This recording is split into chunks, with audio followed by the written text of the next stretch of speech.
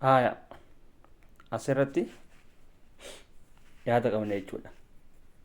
Haala tana deemu jiruun wajjiin wal qabatee yaada waan dabarfadhuutu jira. Kunis kalee isaa fi dheengaddaa kana goohinsa tokko ture.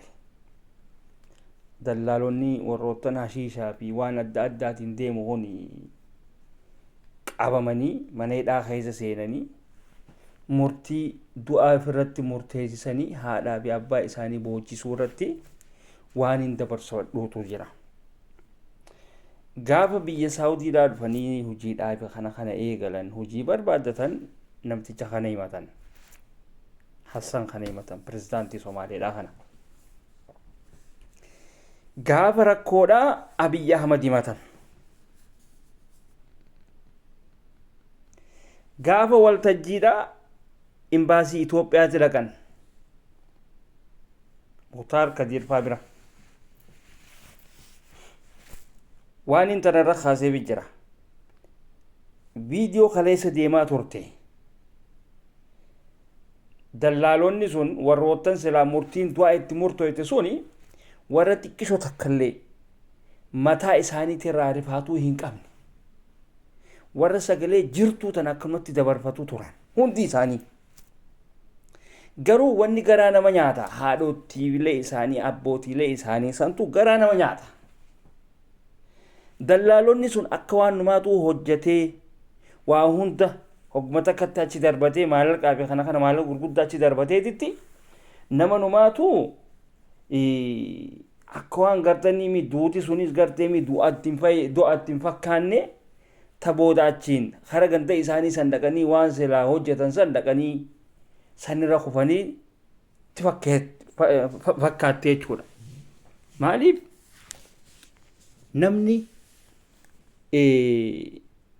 waa takka illee hin beekne silaamaan tana ijoollee waa takka illee hin beekne dallaalli meeshaadhaaf kana irratti fi'ee sababa dallaalli meeshaa san irratti fi'een ijoolleen sun qabamtee mana hidhaa keessa seentee murtiin du'aa itti murtooyte jennee yoo fudhannu taate ijoolleen sun yeroo boochu lafa tana hunda girgireessite jechuudha. Haasa'uullee hin dandeessu dhaamsallee dabarfachuu hin dandeessu jechuudha. Guutumaan guututti ijoolleen sun guutuun warra silaa dallaalli meeshaa itti kan odoon ta'in isaanummaan matummaan isaaniitu dallaalota. Warri silaa silkii warra isaanii bilbilee warruma isaanii kanaa sabbarsiisu suni warri sagaleen isaanii jajjabduudhaa sun ta rifaatuu xiqqisoo takka illee hin qabne ta mataa isaaniitirraa rifaatuu hin qabne suni dallaalota isaanummaan mataan isaaniitu isinii gabaa guutuun isaanii dallaala. Warri murtiin itti murtooyte suni dallaala jechuudha. Silaa dallaala hin taane hogguma dura sagalee haadhaa fi abbaa dhageen boo'ichatti qaban. Boo'ichatti qaban jechuudha. Kanneen rabbii qalbii isaanii goggoyseeti lafa kaa'e jechuudha. Wama takka wanni isaan boo'an hin jiru sagalee jajjabduu tana kan isaan dabarfatan ilmaatu warra ganda hunda nagee gaafatee wal sabbaraagaa wal sabbarsiisaa jiru faadhaatiitu jira. Isinii gabaa.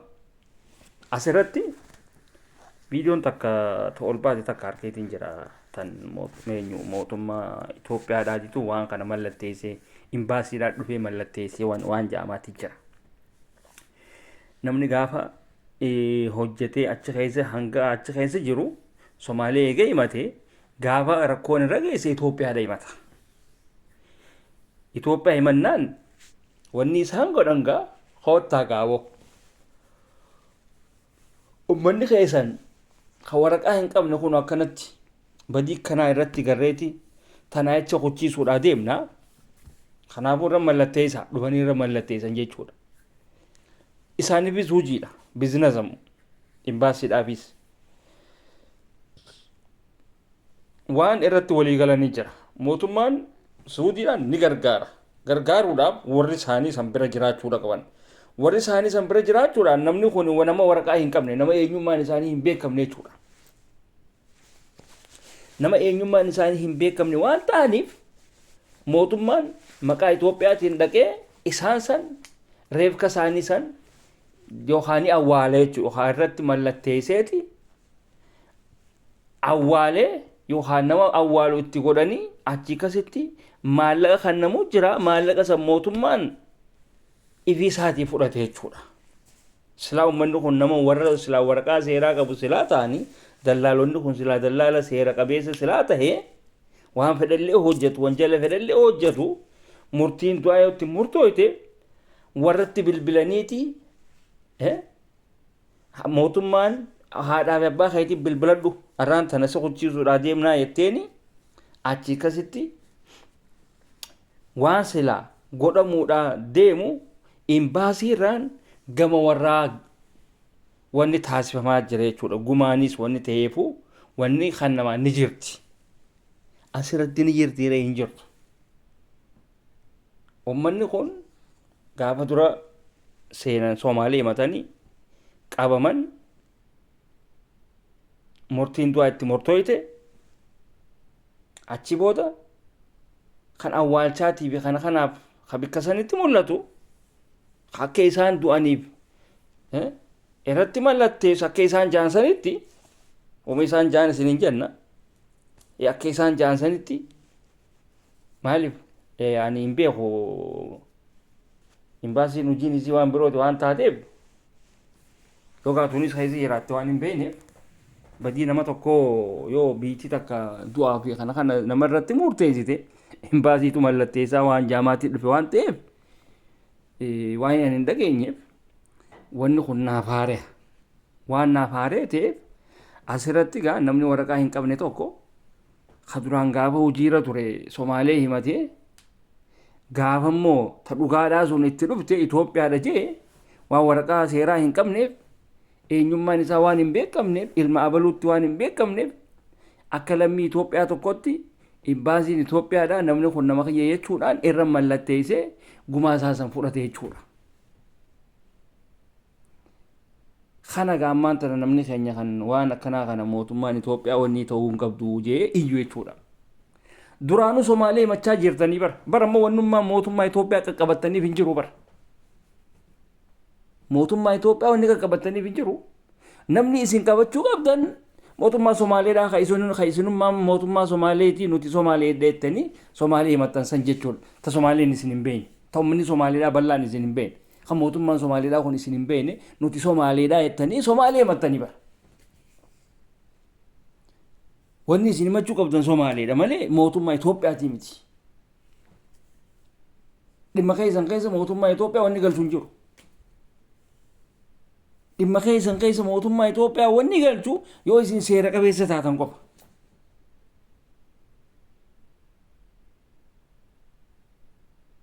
Karaa seeraatiin warra dhufe qofa jechuudha. Kan akkasitti hubadhaa.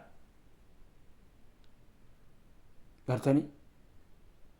Akkasatti sammaas dallaalonni sun guutumaan guututti dallaala malee namni silaa warra silaa dallaalli meeshaa irra kaayee akka tasaa qabame keessa hin jiru. Silaa jiraatee ni iyya.